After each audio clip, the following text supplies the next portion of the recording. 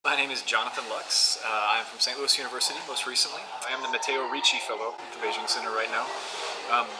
It's a new research initiative that TBC is working on. Essentially, it is where they sponsor young professionals in the field who would like to come and do research at the Beijing Center, particularly with the archives and resources that are somewhat unique that they have available here. So in the Beijing Center's Allen Library, they have a whole collection, an enormous number of manuscripts and texts that are older, many of them also because they have to do with Christianity in China, written by Jesuits, who essentially, Jesuits were the first sinologists to come from Europe, and also the first groups of people who were settling, first of course at Guangzhou and across southern China, but eventually they infiltrated very far, and during the life of Ricci, they actually lived in the imperial palace for some time.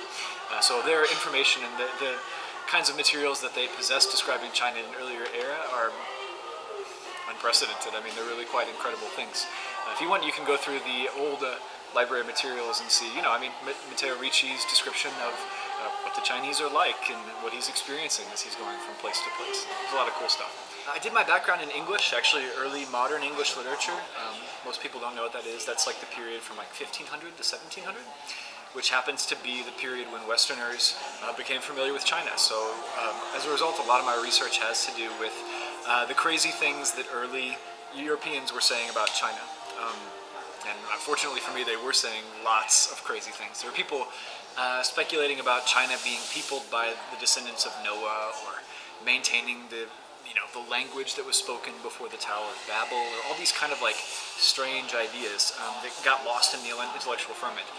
And yeah, that's been a lot of my work, has been collecting that material and trying to make sense of it, trying to understand how Chinese and especially English people met, made sense of each other, and kind of things that they had to say about each other.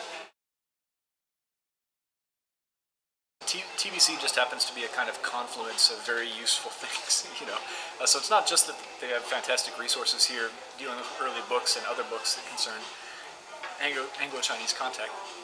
It's also that there are uniquely knowledgeable faculty, that there are students and there are other people around who are interested in the same subject and encountering those same questions.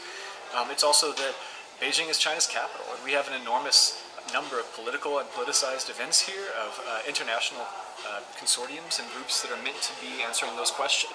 It's actually worked really well for my research too, because I'm currently working on the 4th chapter of my new book. I have a book under contract with Palgrave Macmillan, and fortunately we have a whole lot of China-centered resources here, as well as specialists, of course, who are very interested in questions about how Chinese and English people met and made sense of each other. So it's sort of a nice synergy, I guess. I do hope that the questions I'm interested in are of value, of interest to other people as well. And I think that that's going to be the case more and more as we see continued integration of the West and the Chinese, not just economy, but in Chinese culture and interest in what's happening in China. The truth is that the English-speaking community and the Chinese-speaking community are the world's 2 largest communities. And however you rearrange those boundaries, you'll note that those are enormous constituencies, and that they don't just have long-running and sophisticated cultural ties. They also have a history of long-running ties, and that continues to import itself upon the present. It's something that doesn't go away. To use Joyce's famous quote, "History is a nightmare from which we dream to awaken." You get all these things that recur somehow. So anyway, I guess I hope that proves interesting to people, and I think, as it's become kind of a political commonplace to speculate that the relationship between China and America, or the Anglophone West, will dominate the 21st century, I think that those questions gain a startling importance, actually. So,